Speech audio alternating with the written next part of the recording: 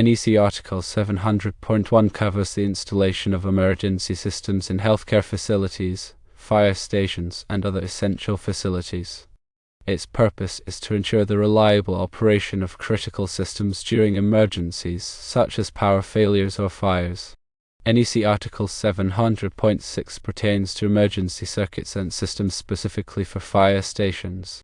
It mandates separate emergency circuits and systems to ensure life safety systems such as smoke detectors, alarms, and emergency lighting, as well as communication systems such as radios, telephones, and intercoms, and essential equipment such as fire pumps and generators are operational.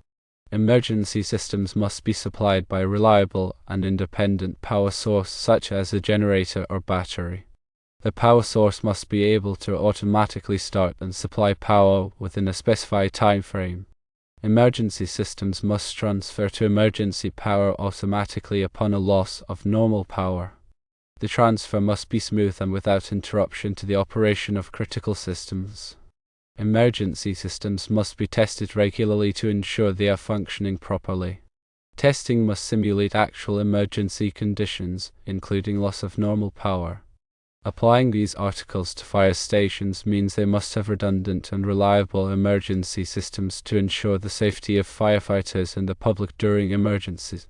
Firstly, fire stations must have emergency circuits for critical systems, including life safety, communications, and essential equipment. Secondly, emergency systems must be powered by a reliable and independent power source, such as a generator. Thirdly, upon a loss of normal power, emergency systems must transfer to emergency power automatically. Fourthly, emergency systems must be tested regularly to ensure they are operational and will function as intended during an emergency. By complying with NEC Articles 700.1 and 700.6, fire stations can provide a high level of protection for firefighters and the public during emergency situations. Let's delve deeper into each of these aspects. Starting with separate emergency circuits, the National Electrical Code mandates that fire stations maintain dedicated emergency circuits for essential functions. This separation ensures that in the event of a power outage affecting the normal electrical supply, critical systems continue to operate without interruption. These critical systems include, but are not limited to, life safety equipment such as smoke detectors, fire alarms, and emergency lighting, which are vital for alerting occupants and facilitating safe evacuation. Furthermore, communication systems, including radios, telephones, and intercoms, must remain operational to enable communication between firefighters, dispatchers, and other emergency personnel. Essential equipment such as fire pumps, which provide water for firefighting, and generators, which serve as backup power sources, are also connected to these dedicated emergency circuits. The independent power source requirement is a cornerstone of emergency system reliability. Fire stations must have a backup power source that is entirely independent of the normal electrical supply. This independence ensures that the emergency systems can function even if the primary power source is compromised. Generators are the most common type of independent power source used in fire stations. These generators are typically powered by diesel fuel or natural gas and are capable of providing sufficient electricity to operate all essential systems for an extended period. Batteries can also be used as an independent power source, particularly for smaller loads or to provide power during the brief interval before a generator starts. The automatic transfer to emergency power is a crucial feature of emergency systems. This mechanism ensures that when a power outage occurs, the emergency power source seamlessly takes over without manual intervention. An automatic transfer switch, or ATS, constantly monitors the normal power supply. When it detects a loss of power, it automatically switches the load from the normal power source to the emergency power source. The transfer must be smooth and instantaneous to prevent any disruption to critical systems. The ATS must also be designed to prevent backfeed, which occurs when power from the emergency source flows back into the normal power system, which could damage equipment and endanger personnel. Regular testing of emergency systems is essential to ensure their reliability and functionality. The National Electrical Code requires that emergency systems be tested periodically to verify that they are operating correctly. These tests should simulate actual emergency conditions, including a complete loss of normal power. The testing procedure should include verifying that the generator starts and runs properly, that the automatic transfer switch functions as intended, and that all emergency circuits are energized. It is also important to inspect and maintain the emergency power source, such as checking the fuel level in a generator and testing the batteries in a battery backup system. The testing should be documented, and any deficiencies should be addressed promptly. In addition to the specific requirements outlined in NEC Articles 700.1 and 700.6, there are other relevant codes and standards that apply to emergency systems and fire stations. The National Fire Protection Association, or NFPA, provide additional guidance on the design, installation, and maintenance of emergency systems. NFPA 101, the Life Safety Code, provides requirements for emergency lighting and other life safety features. NFPA 110, the Standard for Emergency and Standby Power Systems, provides detailed requirements for generators and other emergency power sources. Local building codes and regulations may also impose additional requirements for emergency systems and fire stations. Fire stations are critical facilities that play a vital role in protecting the community during emergencies. The NEC Article 700 provides the foundation for designing and maintaining reliable emergency systems that ensure the safety of firefighters and the public.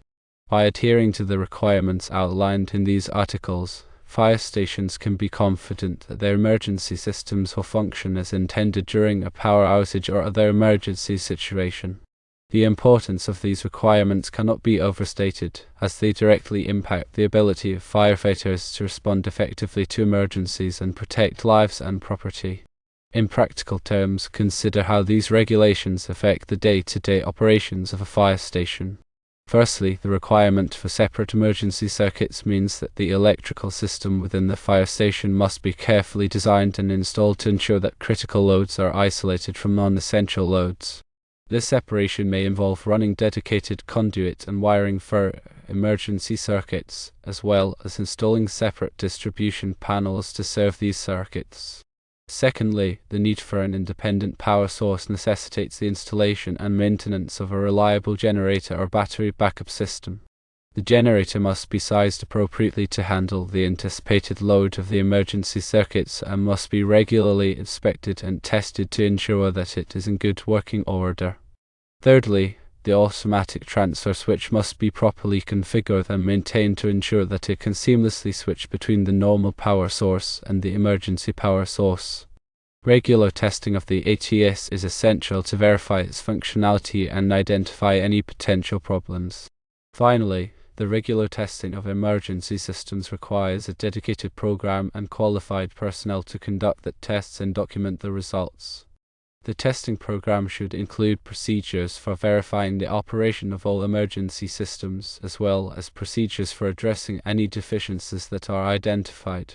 Consider a scenario where a fire station experiences a complete power outage due to a severe storm. Without properly functioning emergency systems, the fire station would be unable to dispatch fire trucks, communicate with emergency personnel, or provide essential services to the community. The lack of emergency lighting would make it difficult for firefighters to move around the station safely, and the loss of communication systems would hinder their ability to coordinate their response to the emergency. However, with properly designed and maintained emergency systems, the fire station would be able to continue operating seamlessly. The generator would automatically start, providing power to the emergency circuits. The fire alarm system would continue to function, alerting occupants to the fire. The communication systems would remain operational, allowing firefighters to communicate with dispatchers and other emergency personnel. The fire pumps would be able to supply water for firefighting, and the emergency lighting would illuminate the station, allowing firefighters to move around safely. Therefore, compliance with NEC Articles 700.1 and 700.6 is not merely a matter of adhering to code requirements, but rather a critical factor in ensuring the safety and effectiveness of fire stations.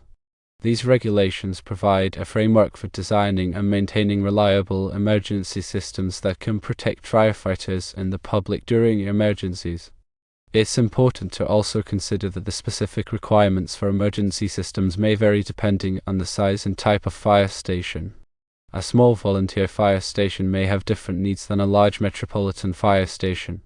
Therefore, it is essential to consult with a qualified electrical engineer or contractor to ensure that the emergency systems are designed and installed in accordance with all applicable codes and standards. Another important aspect to consider is the ongoing maintenance of emergency systems.